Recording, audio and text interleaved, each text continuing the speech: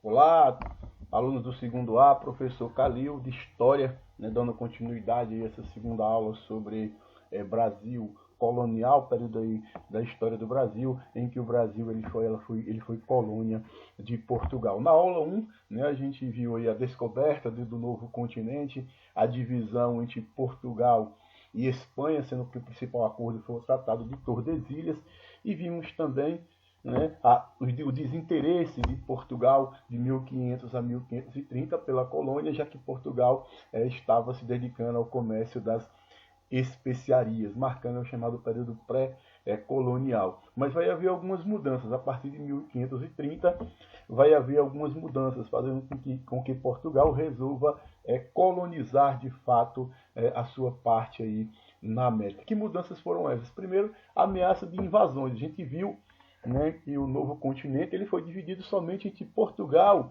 e Espanha. E outros países da Europa passaram a questionar o Tratado de Tordesilhas, como Holanda, Inglaterra, França, e aí se vendo na possibilidade de perder a sua parte aí na América para outros países, Portugal começa a pensar numa forma de ocupar a sua colônia.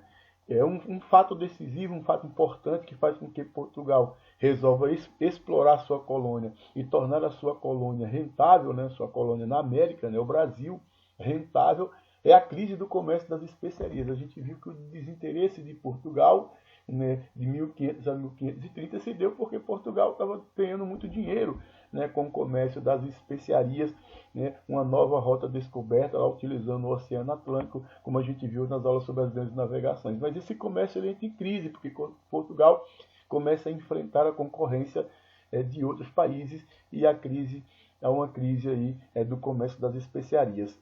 E aí, então Portugal resolve ocupar a sua colônia. E a forma que Portugal resolve ocupar a sua colônia, resolve administrar, na verdade, a sua colônia, é através do que a gente vai chamar de capitanias hereditárias. O que seriam essas capitanias hereditárias? Portugal dividiu a sua parte na colônia do Brasil em diversos pedaços, e para cada pedaço desse chamou de capitania. E quem quisesse explorar essa capitania, atravessava o oceano e poderia explorar a sua capitania.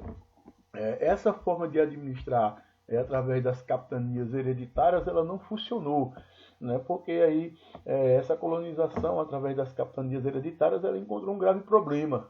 O primeiro deles, a falta de recursos do Estado português para bancar o empreendimento. A gente não pode esquecer que a colônia, o Brasil, fica do outro lado do oceano. E atravessar o oceano e vir explorar a colônia necessita de recursos, necessita de investimentos.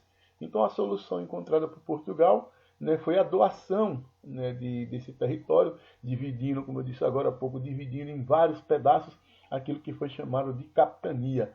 Dessa forma, Portugal transferiu o ônus da exploração para particulares. Porém, esse modelo, essa forma de administrar através das capitanias hereditárias, ela não funcionou. Por que não funcionou? Primeiro, pelos ataques constantes dos povos indígenas. Então, aquele donatário que viesse para cá teria que lidar primeiro com um ambiente inóspito, desconhecido. O continente americano era novo, e não havia conhecimento sobre o continente, não havia conhecimento sobre o que se iria encontrar nesse novo continente e aí na parte de Portugal, que a gente chama de Brasil.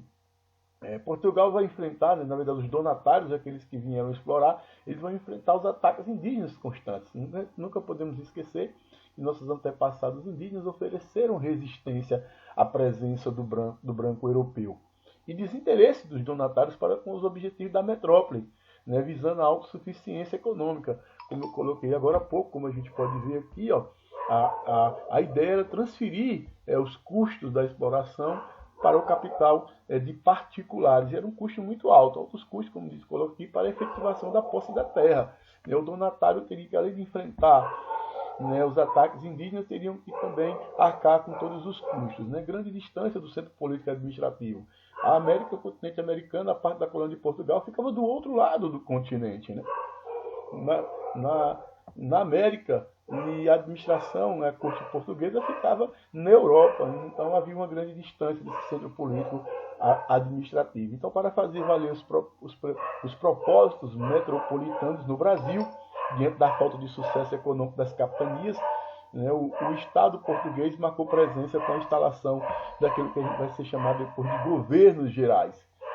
Seus objetivos eram auxiliar na colonização e na centralização dos esforços. A gente não pode esquecer, antes de encerrar essa nossa segunda aula, que de todas as capitanias, as únicas que obtiveram sucesso foi a capitania de Pernambuco e a capitania da Bahia, né, que prosperaram no plantio da cana-de-açúcar. Né? Quando a gente coloca aqui razões do fracasso das capitanias, né, a gente tem que tirar aí, né, Pernambuco e Bahia, né, que conseguiram obter sucesso, né, no plantio da cana-de-açúcar.